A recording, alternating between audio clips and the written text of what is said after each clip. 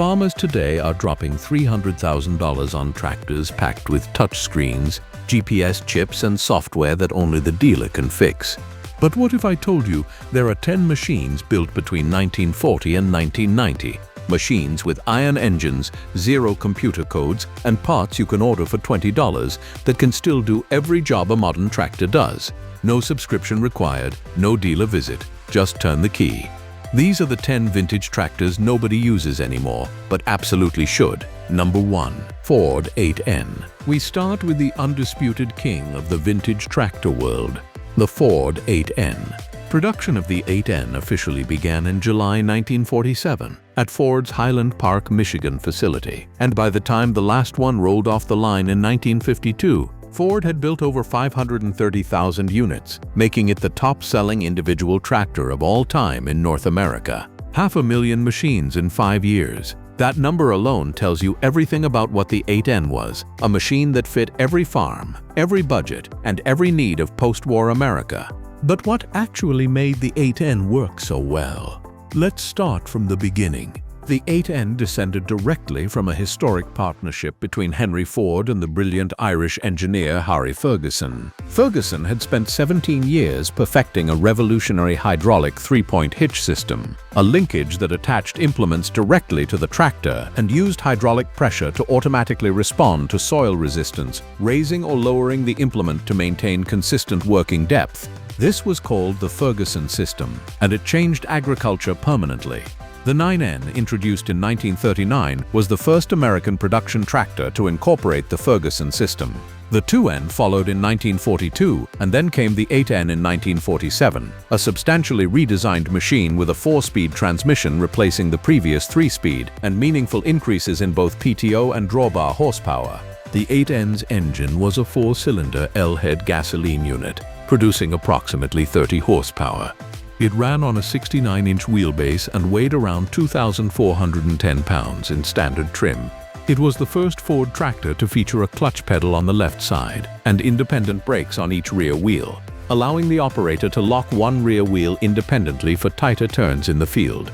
In 1950, Ford added a side-mounted distributor and a combined speedometer, tachometer, and hour meter called the proof meter to the lower right portion of the dash. Now here is why the 8N deserves to be back in regular use today. Its 3-point hitch system is identical in design principle to the 3-point hitches used on virtually every modern tractor manufactured today. That means an 8N can run almost any standard Category 1 3-point implement. Box blades, finish mowers, tillers, seeders, rear blades, landscape rakes that you can buy new right now. Parts for the 8N are still in wide production. You can walk into an online parts catalog today and find virtually everything you need, from carburetor kits to ignition components to complete engine rebuild sets, for a fraction of what a modern service call would cost. The 8N weighs just over a ton, which means it puts minimal compaction pressure on soil compared to modern machines pushing 6, 8, or 12 tons. For market gardens, orchards, small farms, and hobby operations under 50 acres, the 8N is not a compromise. It is genuinely the right tool for the job, and it will never strand you in a field because a software update failed. Number 2. Farmall M. If the Ford 8N was the democratic tractor of post-war America, affordable, simple, accessible to the smallest farm, then the Farmall M was its muscular counterpart, the tractor that powered the large-scale row crop operations feeding a nation. International Harvester introduced the Farmall M in 1939, and it remained in production until 1953 with only incremental changes, a testament to how correctly the engineers got the design right on the first attempt. Over its 14-year production run, IH built 270,140 standard M tractors at the Farmall Works in Rock Island, Illinois. That's a large number, but the M's influence extended far beyond unit sales. New was styled by the legendary industrial designer Raymond Loewy, the same man who styled the Studebaker Champion, the Coca-Cola bottle, and NASA's Skylab interior. The M's clean, streamlined sheet metal was a dramatic departure from the angular utilitarian look of earlier farm equipment. and it announced clearly that the tractor had arrived as an important piece of American manufacturing design. Under that lowy bodywork was a 4-cylinder International Harvester C248 gasoline engine, displacing 247.7 cubic inches.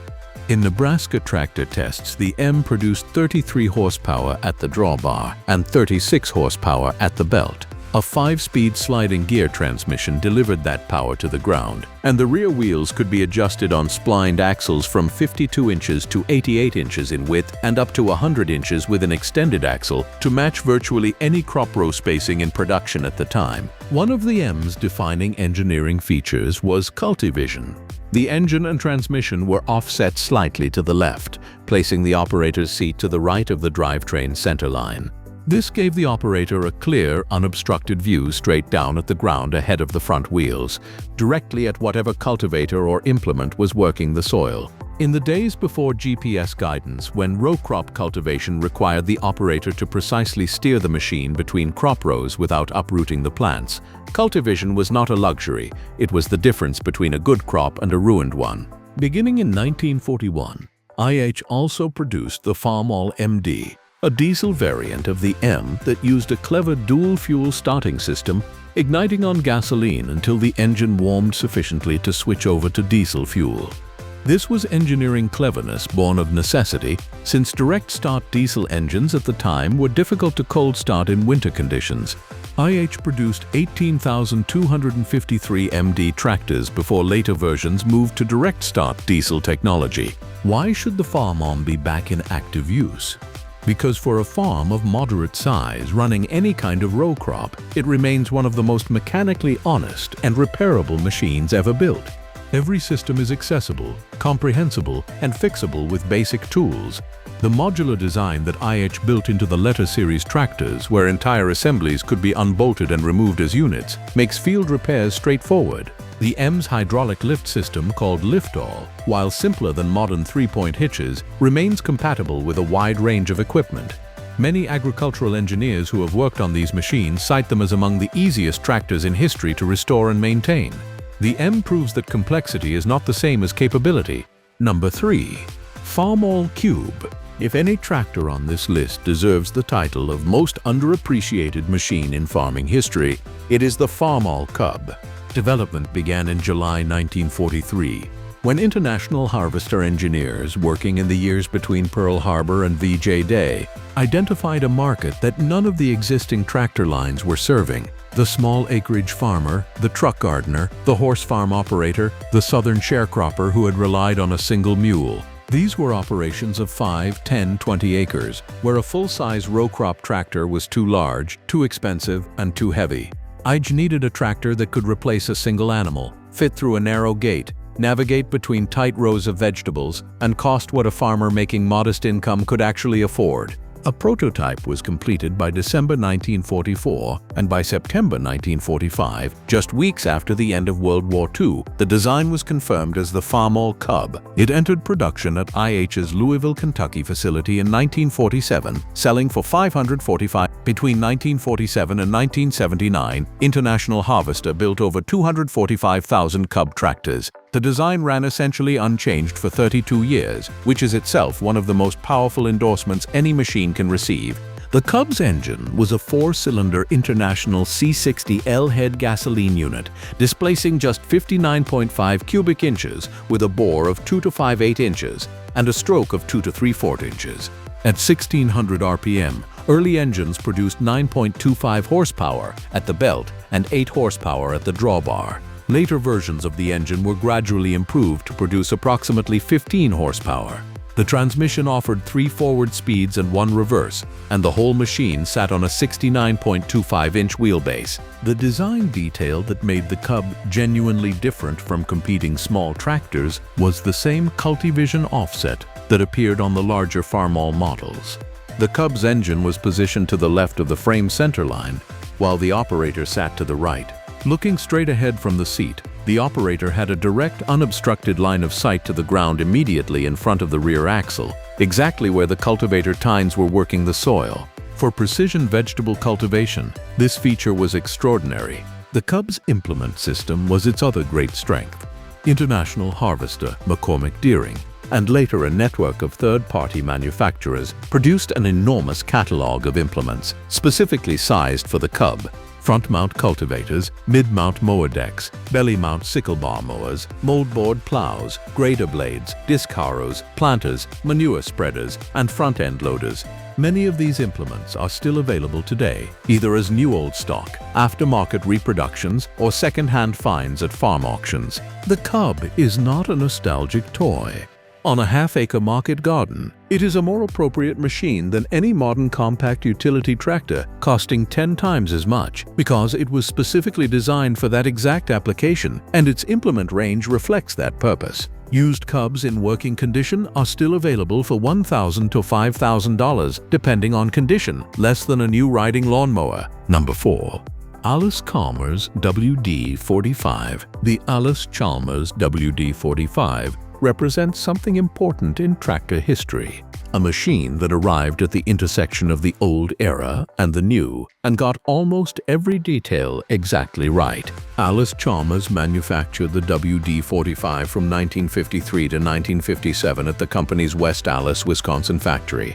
In those 4 years, AC built 90,382 WD45 tractors, 83,536 in gasoline configuration, and 6,509 in diesel.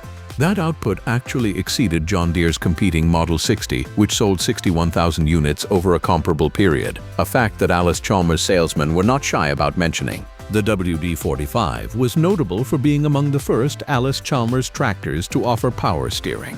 In the early 1950s, power steering on a farm tractor was far from standard equipment. It was a genuine luxury that dramatically reduced operator fatigue during long days of field work, particularly when a loader was fitted to the front of the machine. The WD45 also offered an unusually broad range of engine options for its era: gasoline, tractor fuel, distillate, LP gas, and diesel. The gasoline 4-cylinder engine displaced 226 cubic inches with a bore and stroke of 4.0 by 4.5 inches, running at a rated 1400 RPM. The diesel option used a 6-cylinder engine displacing 230 cubic inches. Power outputs ranged from 23 horsepower at the drawbar in base gasoline trim to 39 horsepower at the belt in higher output configurations, placing it solidly in the 4-plow class. The transmission was a 4-speed sliding gear unit, and the WD45 featured what Allis-Chalmers called the snap coupler, a proprietary implement attachment system that allowed the operator to back the tractor over an implement until a tongue snapped into the hitch mechanism, coupling the implement without the operator leaving the seat. In the days before Category 1 and 2 3-point hitches had become universal standards, the snap coupler was a genuinely clever solution to the problem of solo hitch-up. Many farmers who use WD45s have described it as faster and easier than the 3-point hitches of competing machines at the time. The live rear PTO operated at 540 RPM independent of ground speed, which was standard for serious field work. The WD45 is practical today, for the same reasons it was practical in 1953. Straightforward mechanics, genuine pulling power in its class, multiple fuel options, and a parts supply that, while smaller than Ford's, remains functional. It is a tractor that any competent mechanic can completely rebuild from available parts, and its weight of approximately 4,080 pounds makes it suitable for mid-range tasks without the soil compaction associated with modern machines. Number 5. Oliver Super 88. In the 1950s, when John Deere was still running 2-cylinder engines and most of the competition was firmly committed to 4-cylinder designs, Oliver Farm Equipment Company built something unusual: a mainstream field tractor powered by a smooth, refined inline 6-cylinder engine, and the Oliver Super 88 was the finest expression of that philosophy. The Oliver Super 88 was produced from 1954 to 1958 at Oliver's Charles City, Iowa factory. It replaced the standard 88, which had itself been introduced in 1947 as one of the first Oliver Fleetline models, with the company's new enclosed bodywork styling. When the Super 88 arrived in 1954, the engine received a significant upgrade. The gasoline 6-cylinder Waukesha Oliver unit was bored out to 265 cubic inches, 4.3 liters, producing 62 horsepower and earning a rating for 6-bottom plow work. The diesel version of the same 265 cubic inch 6 produced 55.77 horsepower at the belt in Nebraska testing. At introduction, the Super 88 sold for approximately $3,850, rising to around $4,000 by 1950. The 6-speed gear transmission gave operators exceptional flexibility across a wide range of tasks, from slow, high-torque tillage work to faster transport speeds.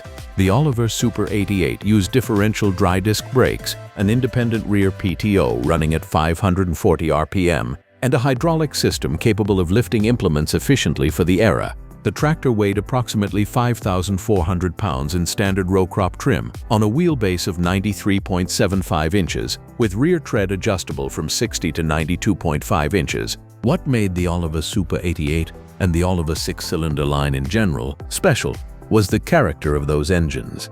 The smoothness of a 6-cylinder compared to the 4-cylinder or 2-cylinder alternatives of the mid-1950s was immediately apparent to any operator who climbed into the seat. The engine ran without the pronounced vibration of competing designs and produced its power through a wide, useful torque band. This is not sentiment, it is engineering. A well-maintained 265 cubic inch Waukesha Oliver 6 is one of the finest agricultural tractor engines ever produced, and they are genuinely rebuildable today using parts that, while specialist, are still available through Oliver Collectors networks and suppliers. Oliver was a company with a strong tradition of engineering quality that was ultimately swallowed by White Motor Corporation in 1960 and gradually dissolved into the White brand by the mid-1970s. The Super 88 represents Oliver at its most assured, a machine built with pride, precision, and a genuine belief in the value of a smooth, powerful engine over raw displacement. Number 6. Massey Ferguson 135. If there is a single vintage tractor that deserves the label universal, it is the Massey Ferguson 135. The MF135 was introduced in 1964, so the flagship model of Massey Ferguson's new 100 series range. Launched at the Smithfield Show in London in November of that year, alongside the larger 125 models. Production began simultaneously at Massey Ferguson's Detroit, Michigan plant for the North American market and at the company's Coventry, England facility for the European market, with additional production later established in Beauvais, France. The Coventry plant alone produced 453 units between 1965 and 1990. When production from all facilities is combined, well over 500,000 MF135 tractors were built. The standard UK European 135 used a Perkins AD 3.152 3-cylinder diesel engine, displacing 152 cubic inches, 2.5 liters, producing 37 horsepower in early versions, and progressively refined through production to deliver up to 47 horsepower. Transmission options included a 6-speed gearbox in base trim, an 8-speed option, and the multi-power partial power shift transmission offering 12 forward and 4 reverse gears, a sophisticated and operator-friendly system for the era. Central to the 13.5's enduring appeal was the Ferguson hydraulic 3-point linkage system, inherited directly from Harry Ferguson's original designs of the 1940s. The system provided both position control and draft control, automatically adjusting implement depth in response to changes in soil resistance to prevent the tractor from stalling, and could lift 3,150 pounds at the lower links. Farmers who had operated Ferguson TE20s or MF35s needed no instruction to use the 135. The controls, the hydraulic system behavior, and the implement compatibility were identical. Massey Ferguson understood that compatibility with the installed base of implements already in farmers' hands was a commercial and practical priority, and they delivered it. The 135 is actively sought in the second-hand market in the 21st century, not primarily as a collector's item, but as a working machine.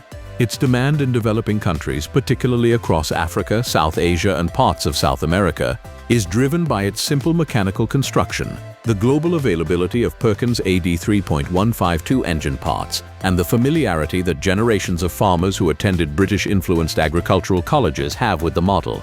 The Perkins 3-cylinder is one of the most parts available and best documented agricultural diesel engines in the world. In the United Kingdom, the MF135 is the most actively collected vintage tractor in the country, and it remained in production at the Beauvais factory until 1986, 22 years after its introduction, because the economics of replacement were simply not compelling enough to stop. At roughly 4,700 pounds and under 70 inches wide, the 135 fits through farm gates, between orchard rows and into barn doorways that defeat larger modern machines. It does not compress soil to the depth that a modern 40 or 60 horsepower compact utility tractor does, and it can be completely overhauled. Engine, gearbox, hydraulics, electrics by any competent agricultural mechanic anywhere in the world. Number 7. John Deere 420. The John Deere 4020 needs no introduction to anyone who has spent time on a farm in the United States, but it deserves an honest examination of why it remains, 60 years after its introduction, one of the most practical vintage tractors a farmer can own. John Deere launched the 4020 in 1964 as part of the New Generation series, replacing the 4010 with a machine that addressed real-world feedback from farmers and incorporated meaningful engineering improvements. The 4020 was produced until 1972 at Deere's Waterloo, Iowa factory, and in those 9 years, 1,889 units were manufactured, making it the most popular tractor of its horsepower class in that era by a wide margin. Diesel engines accounted for 91% of total production, a clear signal of where farmer preference had landed by the mid-1960s. The diesel 4020 used a 6-cylinder engine displacing 404 cubic inches, 6.6 liters, producing 84 horsepower at the drawbar and 91 horsepower at the PTO in Nebraska testing. A gasoline variant used a 340 cubic inch 6 producing comparable power, and an LP gas version was also available. The standard transmission was the 8-speed synchro range, a partially synchronized gearbox that allowed quiet, smooth gear changes under power, and an optional power shift transmission offered 10 speeds that could be changed under full load without clutching. The power shift was a landmark innovation. For the first time on a mainstream row crop tractor, operators could shift gears while working under load without disrupting the tractor's momentum or straining the driveline. The hydraulic system was a closed-center design, delivering up to 18 gallons per minute, compatible with front-end loaders, backhoes, and a full range of 3-point implements. Independent dual-speed PTO operated at both 540 and 1000 RPM. The fuel tank held 34 gallons, enabling full-day field operations without interruption.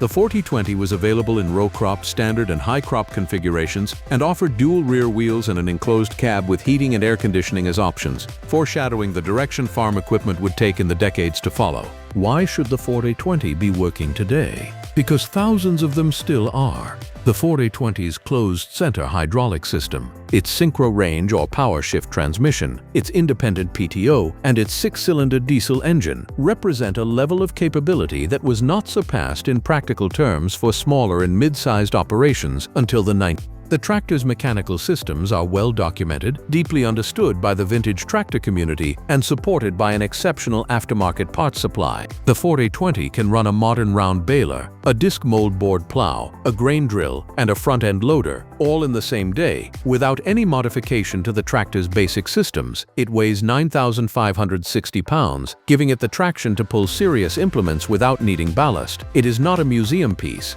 It is a working machine that has simply been retired prematurely in favor of complexity. Number 8. Minneapolis-Moline G1000. Minneapolis-Moline is a name that has largely disappeared from the farming landscape, absorbed into the white brand in the 1960s, and ultimately discontinued in the early 1970s. But in 1965, the company produced something remarkable. Its first ever large displacement, 6-cylinder powered row crop tractor, and one of the most capable machines of its decade. The G1000 entered production in November 1965 after a pilot run of approximately 100 test units that were evaluated on working farms through that year. The diesel version used a Minneapolis-Moline D504A6, a 504 cubic inch, 8.3-liter 6-cylinder engine that had its origins in a gasoline design dating to the late 1930s and had been progressively developed through the Lenova Power Cell combustion chamber system to become an effective diesel.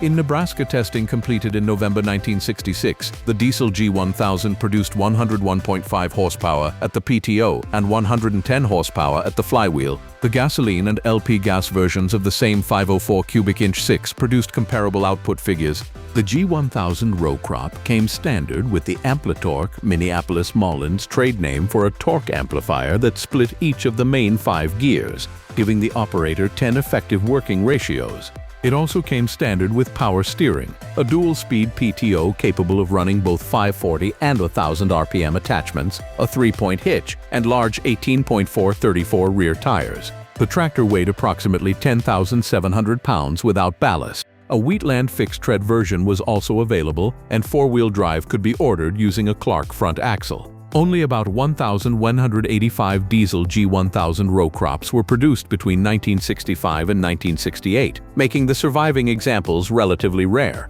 The G1000 was replaced by the G150 in late 1969, which was itself produced only through the 1971 model year, before the Minneapolis-Moline name began its final fade into the white brand identity. The entire tractor line, with DNA traceable to the 1930s, was gone from production by 1974. What the G1000 offers today is raw, simple, repairable horsepower in a package that predates any of the electronic complexity of modern equipment. A 504 cubic inch naturally aspirated diesel is not a sophisticated engine. It is a large, torquey, long-stroke unit designed to run at modest RPM for thousands of hours with basic maintenance. These engines, properly maintained, are nearly indestructible. Parts availability is the G1000's genuine weakness. Minneapolis-Moline specialists exist, but the supply chain is narrower than for Deere or Ford. For a farmer willing to source parts carefully and work within a specialist network, however, the G1000 delivers capability that far exceeds its obscurity. Number 9.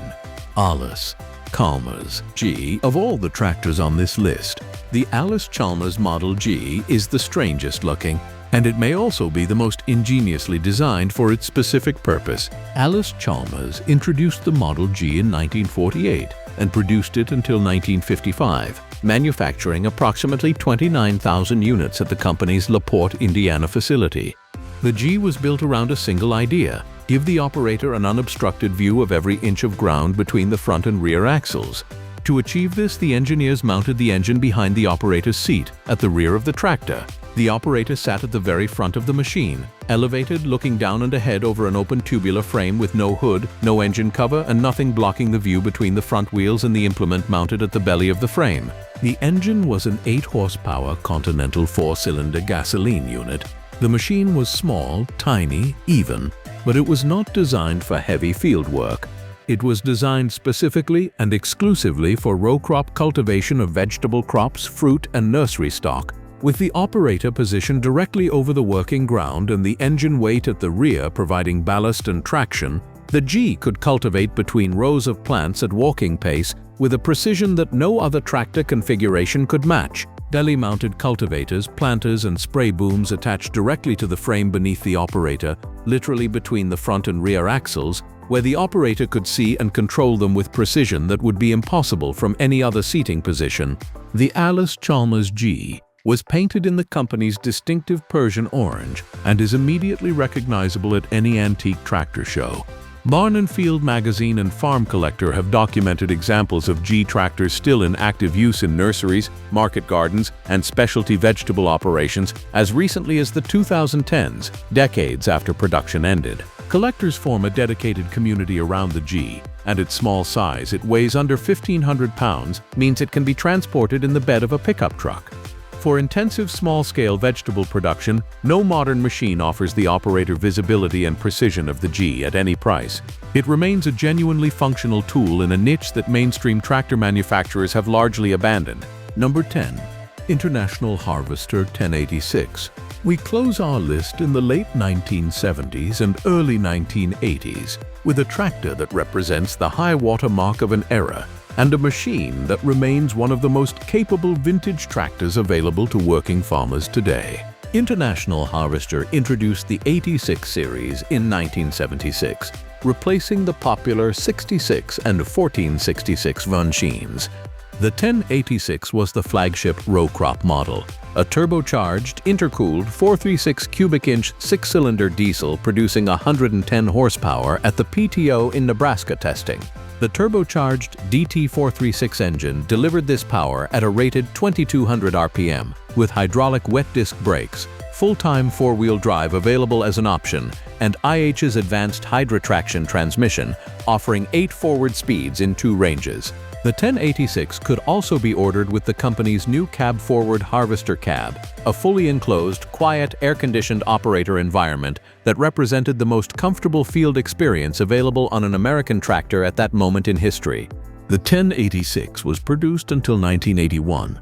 when international harvesters' catastrophic financial collapse, the result of a prolonged dealer strike in 1979 and 1980, combined with the agricultural recession of the early 1980s, forced the company to sell its entire agricultural equipment division to Tenneco in 1984, merging it with J.I. Case to form Case IH. What the 10006 offers today is 110 horsepower of naturally aspirated and turbocharged diesel performance in a machine that is now 45 years old, with a parts supply supported by Case IH's legacy parts programs and a massive community of IH collectors.